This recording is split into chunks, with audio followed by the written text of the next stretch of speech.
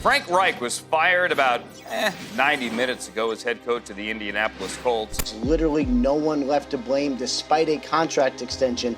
Jim Irsay deciding enough was enough, and Frank Reich was fired. Going into this season, I personally thought that the Indianapolis Colts were as stable as ever. It seemed like they had a very rock-solid plan, at least for this year. But unfortunately, not only did that plan completely fail, it got so bad that they even fired their head coach, and they named a brand new interim head coach from outside the organization. So before we get to the content, man, we do cash giveaways at the end of each and every week for $100 for a subscriber that turns on our notifications on this channel. And now that we got all that out of the way, work!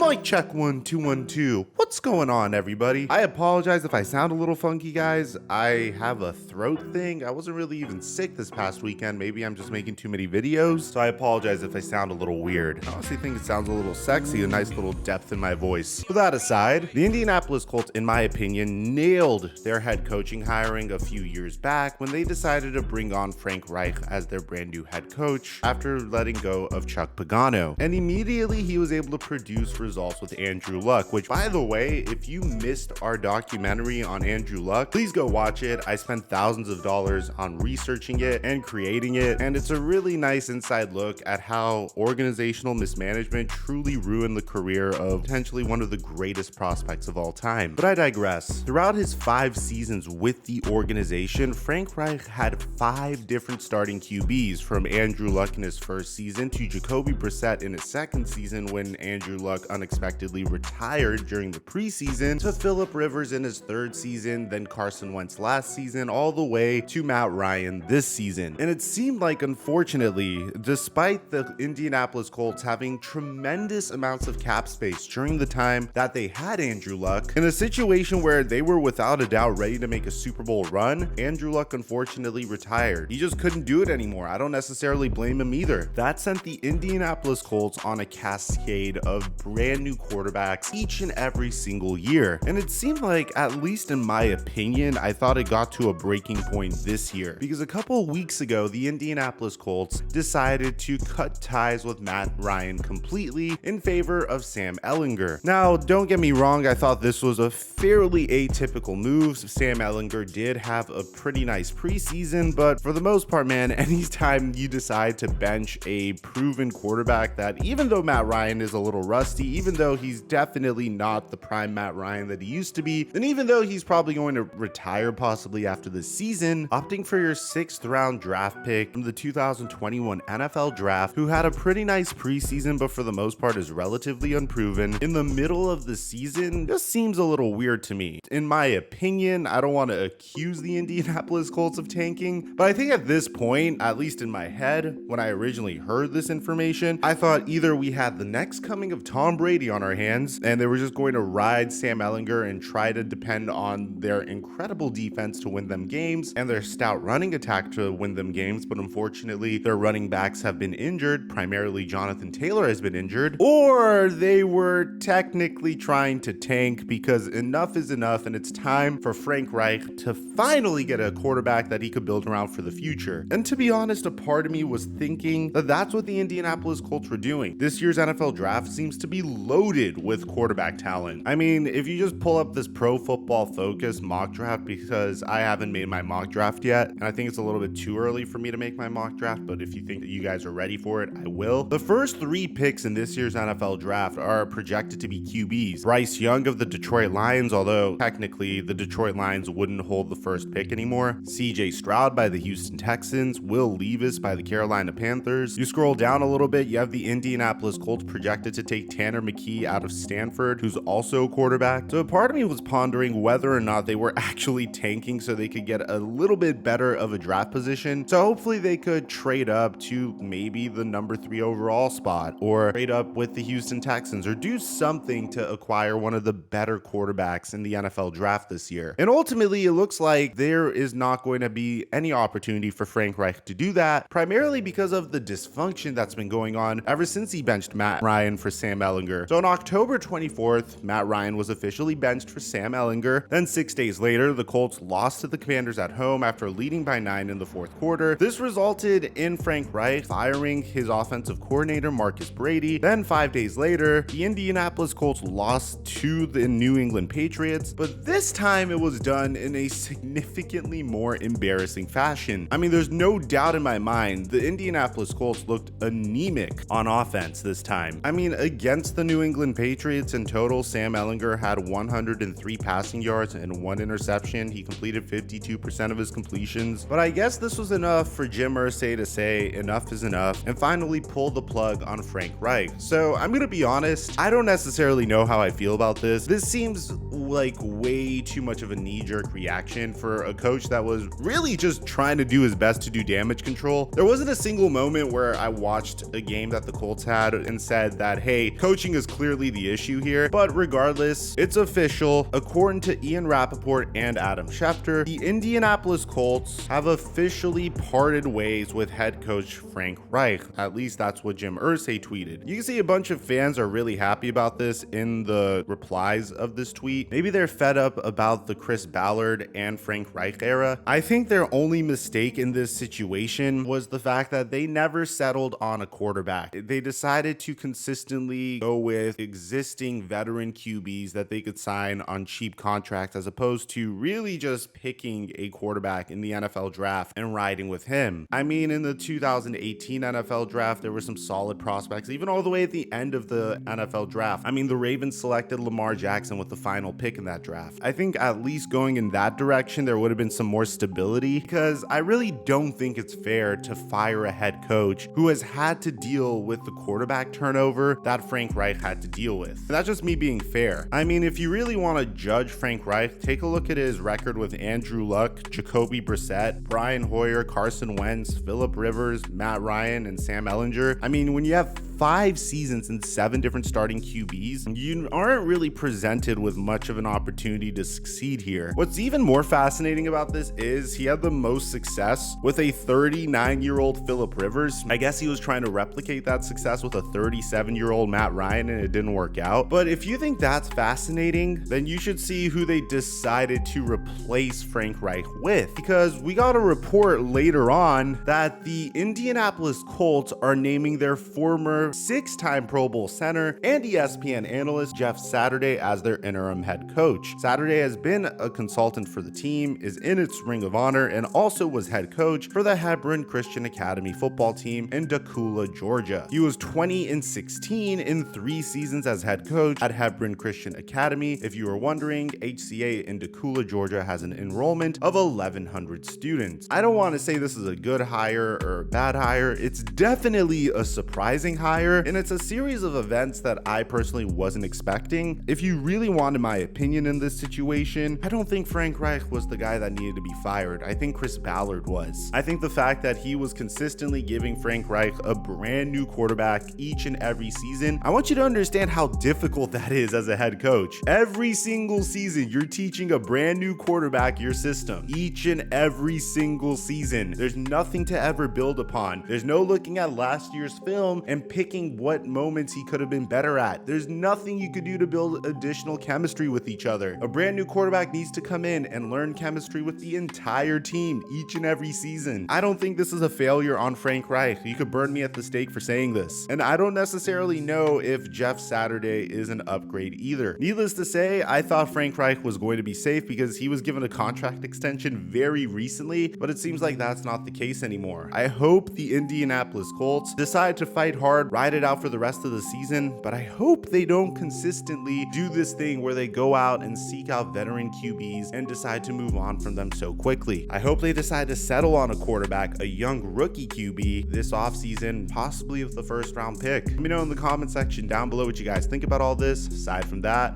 I'm your boy Mike, and I'm dropping our mic until our next upload.